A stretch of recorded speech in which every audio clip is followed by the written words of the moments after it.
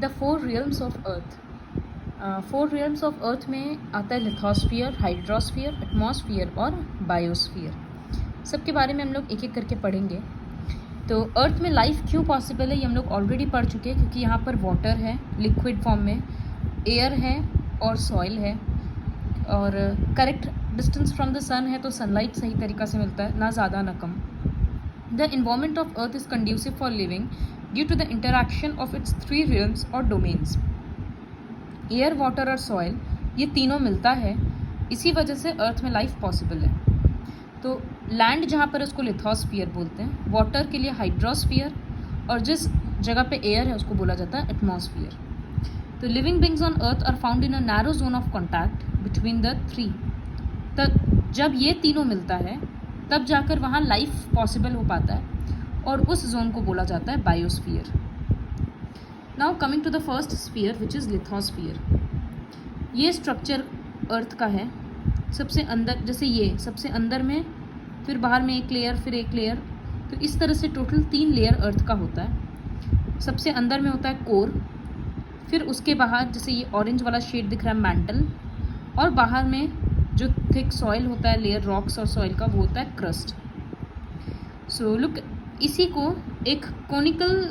का एक conical section को इस तरह से दिखाया गया है।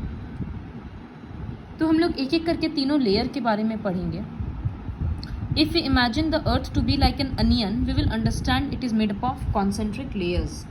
सो कॉन्सेंट्रिक लेयर्स मतलब क्या होता है, एक ही सेंटर रहेगा और अलग अलग सर्कल रहेगा।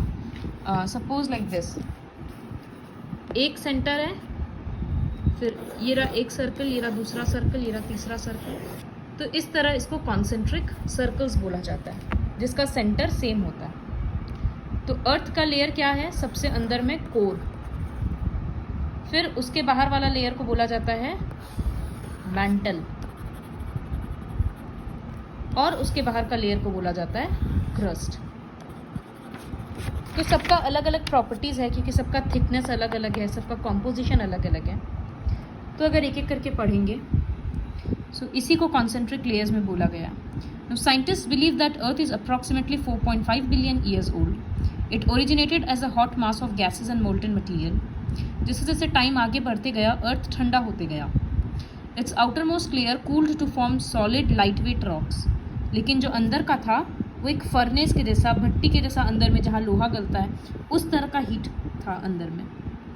The land on the outermost layer of the earth on which we live is called lithosphere. जिस जगह में हम लोग रहते हैं, लिथोस ग्रीक वर्ड है जिसका मतलब होता है पत्थर।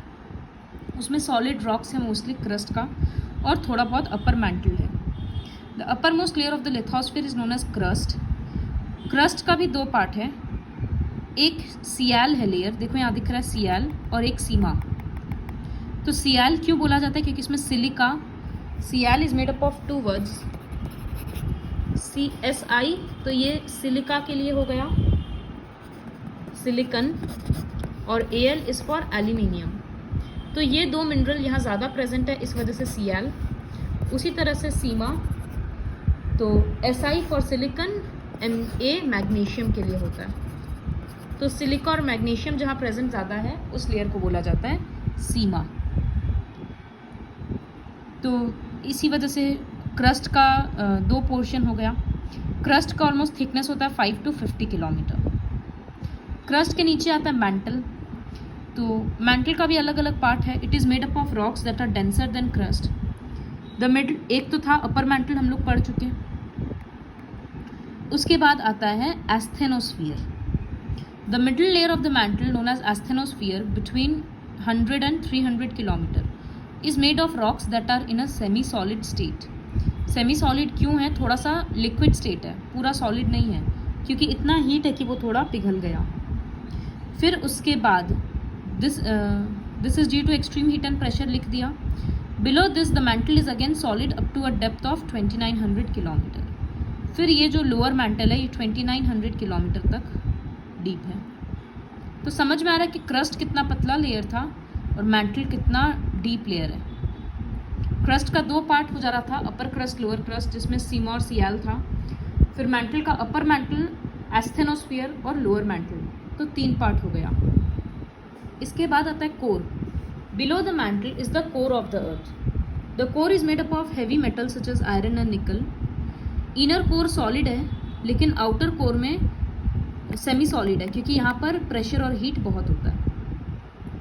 The lithosphere comprises about continents and ocean beds.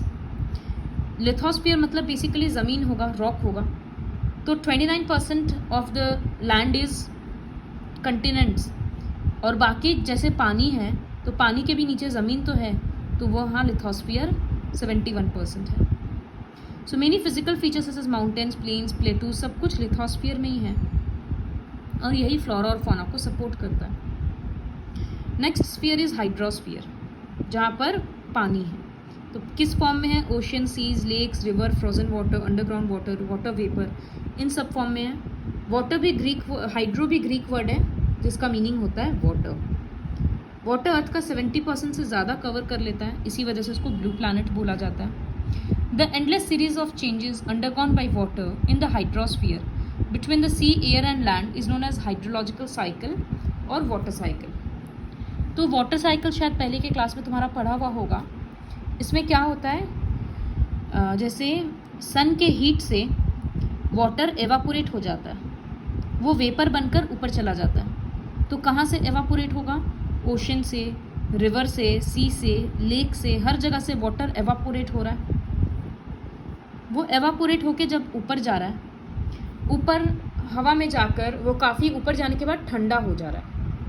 तो जब वेपर ठंडा होता है तो वो वापस कंडेंस होकर गैस बन जाता है, लिक्विड बन जाता है. तो वो वेपर वापस से लिक्विड बन गया, लिक्विड का छोटा छोटा ड्रॉप्स बन जाएगा. वो लिक्विड का ड्रॉप्स एक दूसरे के साथ मिक्स होकर एक क्लाउड फॉर्म करेगा.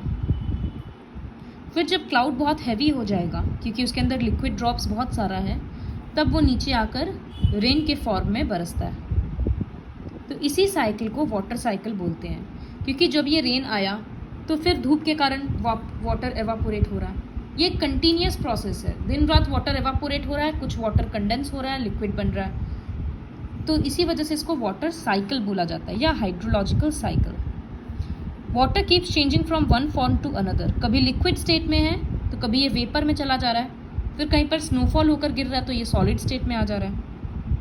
So water from ocean, seas and rivers becomes water vapor in the atmosphere through evaporation. The water vapor rises up in the air and then cools. ठंडा हो जाता है, फिर से ये छोटा छोटा ड्रॉपलेट्स बन जाता है. माइन्यूट ड्रॉपलेट्स है, मिनट ड्रॉपलेट्स नहीं है. माइन्यूट मतलब छोटा छोटा. This is called condensation. फिर ये टाइनी ड्रॉपलेट्स ऑफ वाटर एक दूसरे के साथ ज्वाइन करके क्लाउड्स बनाता है. On cooling further the tiny droplets in clouds become larger and fall as rain.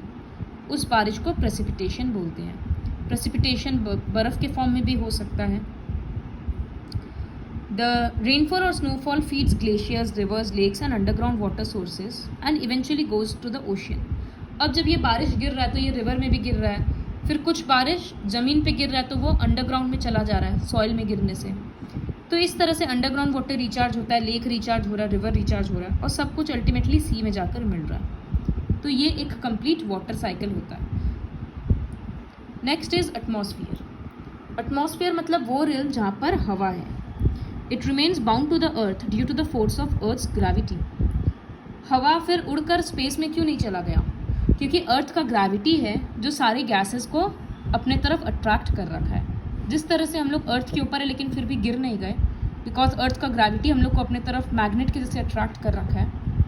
ठीक उसी तरह से सारा एयर को अर्थ अपना ग्रेविटी से अट्रैक्ट कर रखा है.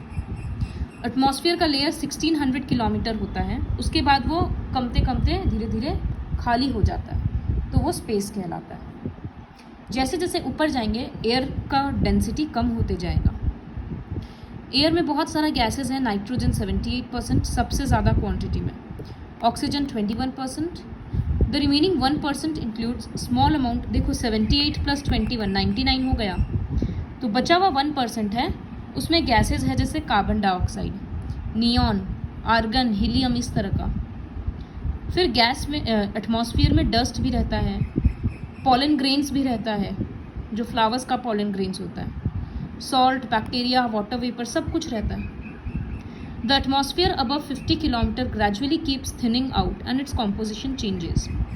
At higher levels, oxygen and nitrogen decreases. जैसे जैसे ऊपर जाएंगे ऑक्सीजन और नाइट्रोजन कम होते जाएगा. इसी वजह से माउंटेन्स में जब जाते हैं, जब बहुत ऊंचे पहाड़ों पर जाते हैं, तो माउंटेनियर्स अपने साथ ऑक्सीजन सिलेंडर कैरी करते हैं, क्योंकि ऊपर में हवा कमते जा रहा है, तो ब्रीथ करने के लिए उनके पास ऑक्सीजन नहीं मिल रहा ठीक से. Above 800 kilometre, hydrogen and helium are the main gases present in air. तो जिस तरह से लिथोस्फीयर का अलग अलग लेयर्स था, वैसे ही एटमॉस्फेयर का भी बहुत सारा अलग अलग लेयर्स होता है. एक एक करके पढ़ेंगे. सबसे पहला जो सबसे नीचे लेयर है वो है ट्रोपोस्फीयर. तो troposphere is the lowest layer and also the most related to life on earth, क्योंकि हम लोग इसी लेयर में ब्रीथ कर रहे हैं. यहीं पर वाटर वेपर रहता है और जो भी बारिश वगैरह होना वो सब इसी लेयर में होता है. कितना है ये एक्सटेंशन इसका? 8 किलोमीटर टू 16 किलोमीटर. फिर the stratosphere lies above the troposphere. इसके बाद आता है स्ट्रेटोस्फीयर. ये 50 किलोमीटर जितना हाइट है. इसमें ओजोन लेयर रहता है जो हम लोगों को यूवी रेज से, सन का हार्मफुल यूवी रेज से प्रोटेक्ट करता है. द मेसोस्फीयर जो भी एरोप्लेन वगैरह फ्लाई करता है ना, वो स्ट्रेटोस्फीयर में ही करता है, क्योंकि यहाँ पर डस्ट वगैरह नहीं रहता, तो विजिबिलिटी काफ़ी कम रहता है. डस्ट नहीं है, क्लाउड्स नहीं है, तो एरोप्लेन को फ्लाई करने में ईजी होता है. नेक्स्ट है मेसोस्फीयर. ये स्ट्रेटोस्फीयर के बाद आता है.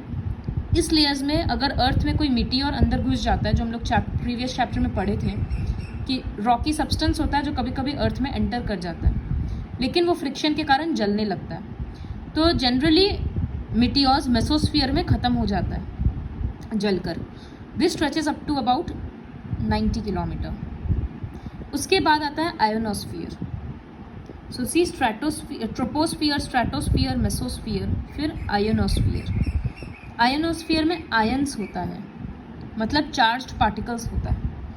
तो ये जैसे टीवी का signals, radio signals, mobile phone का सिग्नल्स को एक्सचेंज करने में हेल्प करता है. तो this layer of the atmosphere is important as its electrified molecules or ions make radio and television wave transmission possible. Satellites are stationed therefore in this layer. इसमें satellites घूमता है. इसके बाद आता है exosphere, जिसमें बहुत ही कम हवा है और वो 1600, it extends up to about 1600 kilometre. उसके बाद स्पेस आ जाता है. तो the atmosphere acts as a blanket and helps in maintaining the right temperature on earth. कैसे मेंटेन करता है ब्लैंकेट के जैसे? दिन में जब धूप आता है बहुत ज़्यादा, तो एटमॉस्फेयर क्या करता है? सन रेज को रिफ्लेक्ट कर देता है. तो इसके वजह से बहुत ज़्यादा गर्मी नहीं होता. और रात में जब धूप नहीं है, तब ये दिन में ही ट्रैप्ड एनर्जी को धीरे धीरे रिलीज़ करता है. जैसे ये अर्थ है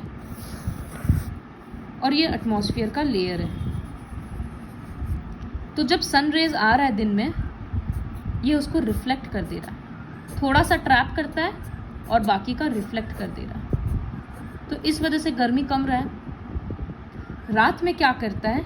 ये एनर्जी धीरे धीरे, जो ये लाइट रिफ्लेक्ट कर रहा था लेकिन ये थोड़ा थोड़ा हीट ट्रैप कर ले रहा था, तो ये जो हीट थोड़ा थोड़ा ट्रैप हुआ, अंदर में रह गया, इसी की वजह से रात को अर्थ फ्रीज नहीं हो जाता है. नहीं तो मून क्या होता है? मून में कोई एटमॉस्फेयर नहीं है, तो दिन में उसमें टेम्परेचर 200 होता है, 200 डिग्री सेल्सियस, और रात में टेम्परेचर -200 डिग्री सेल्सियस हो जाता है. तो एक्सट्रीम गर्मी और एक्सट्रीम ठंड. लेकिन अर्थ में ऐसा नहीं है, दिन में भी मेंटेन करके रखता है और रात में भी. इसी वजह से ये एक ब्लैंकेट के जैसे काम करता है. और सेकंड पॉइंट ये भी है कि यूवी रेज से प्रोटेक्ट करता है, यूवी रेज को रिफ्लेक्ट कर देता है. Air has wait and it exerts pressure on earth surface. This atmospheric pressure is highest near the surface of Earth. It decreases with an increase in altitude. तो अर्थ जैसे कोई भी चीज़ हो, वो प्रेशर तो लगाएगा ही. तो अर्थ में भी इतना लंबा लेयर है एयर का, तो फिर वो भी लोगों पे प्रेशर लगा रहा है. जो यहाँ पर खड़ा रहेगा उसमें इतने सारे लेयर्स का प्रेशर रहेगा, तो इसी को एटमॉस्फेरिक प्रेशर बोलते हैं. तो जितना ऊपर जाएंगे, हवा का लेयर क्या होगा? कम होते जाएगा, तो प्रेशर कम होते जाएगा. Air pressure is also affected by temperature. तो हाइट से समझ में आया कि जैसे जैसे ऊपर जाएंगे एयर प्रेशर कम हो जाएगा। तो टेम्परेचर बढ़ाने से क्या होता है, जब हम लोग टेम्परेचर इंक्रीज़ करते हैं तो हवा वार्म हो जाता है, गर्म करने से हवा गर्म हो जाता है और हल्का होके वो ऊपर चला जाता है।